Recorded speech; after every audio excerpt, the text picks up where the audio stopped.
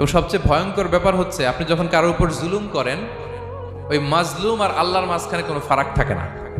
আল্লাহ ওই ফারাকের পর্দা উঠায় নেয়, দোয়া করলেই ওটা আরো যে কবুল হয়ে যায়। খবরদার, মজলুমের কান্না কখনো বৃথা যায় না। জীবনের কোনো না কোনো সময়ে এর প্রায়শ্চিত্ত আপনাকে করতে হবে। জীবনের কোনো না কোনো সময়ে এর প্রায়শ্চিত্ত করে আপনাকে মরতে হবে। বদদোয়া করছে, ডাইরেক্ট কবুল। খবরদার আমার পেনাঙের ভাইয়েরা, আমরা যেন জালিম না হই।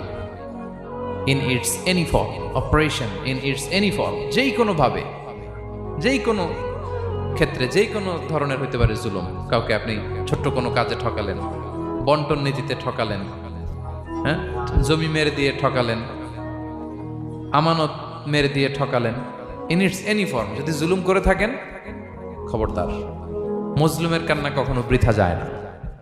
জুলুম শুধু আমাদের জন্যই হারাম না, আল্লাহর জন্য